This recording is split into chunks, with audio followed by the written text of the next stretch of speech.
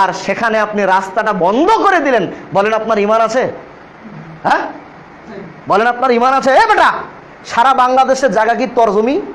তুই কারো জমি দিয়ে চলস না? যে লোক একটু কারণে অকারণে প্রতিবেশীর রাস্তা বন্ধ করে দেয়, যদি বেটা শরম লজ্জা থাকে, হায়া থেকে থাকে, তাহলে তুই সারা বাংলাদেশের জমি কিন। তুই আরেকজনের রাস্তা দিয়ে চলস, তোর শরম লাগে না? আবার তুই আরেকজনের রাস্তা বন্ধ করে দিছিস। তোর জমি দিয়ে তুই আরেকজনকে চলতে দিবি না। তুই কোন লজ্জায়, কোন শরমে আরেকজনের জমি দিয়ে চলস? লজ্জা থাকা উচিত। অথচ আমাদের বাপদাদারা দেখছি এক বাড়ি দিয়ে সব বাড়িতে ঢুকা যেত।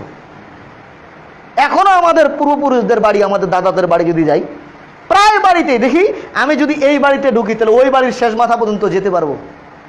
কিন্তু প্রত্যেকটা বাড়িতে পর্দা, কিন্তু তারপরে এক বাড়ি থেকে আরেক বাড়িতে ঢুকার জন্য করে দিচ্ছে, আপনার গেট করা আছে। সবাই সবার বাড়িতে যেতে পারতো, কারণ ওই সময় তো ডাকাত আসতো, একজনে যদি বিপদে পড়তো সবাইকে ডাকতো। এই জন্য তাদের মধ্যে এত গন্ডগোল ছিল না। আর আমাদের ওই দাদাদের সন্তানরা, আমাদের ওই এই যুগের ভাইয়েরা, ওই দাদাদের যারা নাতিপুতি, আমাদের দাদারা কি করছে? রাস্তা খুলে দিছে, আর তার নাতিপুতি রাস্তা বন্ধ করতেছে। একটু হলেই রাস্তা বন্ধ, একটু হলেই রাস্তা বন্ধ। তুই যদি একজনের রাস্তা বন্ধ করস, তুই আবার আরেকজনের জমি দিয়ে কোন শরমে চলো? সারা বাংলাদেশের রাস্তা কি তোর? তুই কারো জমিনের উপর দিয়ে যাস না? না ভাই, এটা করা যাবে না।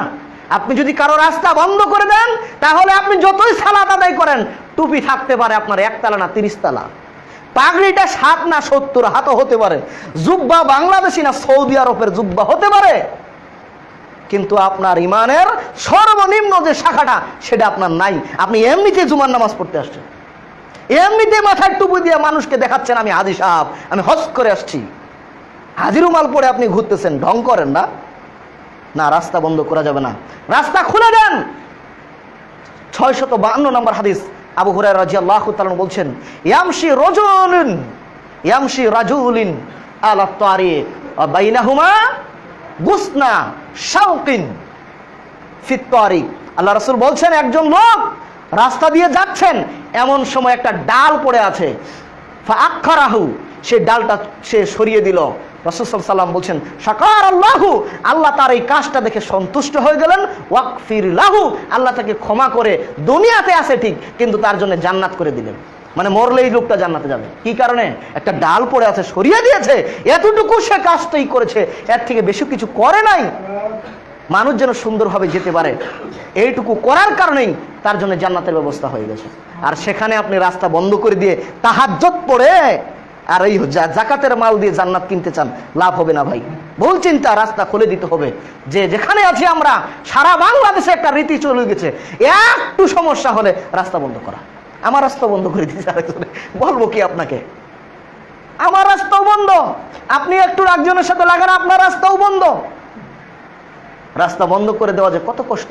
আমার জায়গা ছিল, আমি আরেক দিক দিয়ে রাস্তা করে নিছি, যে লোকটা রাস্তা নাই, সারাক্ষণ আপনাকে বকবে, সারাক্ষণ আপনার প্রতি তার একটা ঘৃণা থাকবে, লানতের বস্তু হবেন আপনি, সারাক্ষণ আপনাকে বদদুয়া করবে। উঠতে ফিরতে যখনই সে রাস্তা দিয়ে যেতে পারবে না, তখনই আপনাকে বদদুয়া করবে। আর রাস্তাটা খুলে দেন, আল্লাহ আপনার সম্মান বাড়িয়ে দিবে, মর্যাদা বাড়িয়ে দিবে, আল্লাহ আপনার জন্য সন্তুষ্ট হয়ে যাবেন। আপনি আল্লাহর একজনের রাস্তা বন্ধ করছেন, কাল পরশু না তরশু আপনার রাস্তা আল্লাহ বন্ধ করবেই করবে, এটা মনে রাখেন। আপনার যদি না করে, আপনার ছেলের রাস্তা আরেকজন বন্ধ করে দিবে, আপনার নাতিপুতির রাস্তা আরেকজনে বন্ধ করে দিবে, তখন আপনি বুঝিয়েন। আর আজকে রাস্তা খুলে দিবেন, আল্লাহ আপনার জন্য যদি সামনে কোনো রাস্তা বন্ধ হওয়ার কোনো কাজ থাকে, আল্লাহ আপনার জন্য রাস্তা খুলে দিবেন।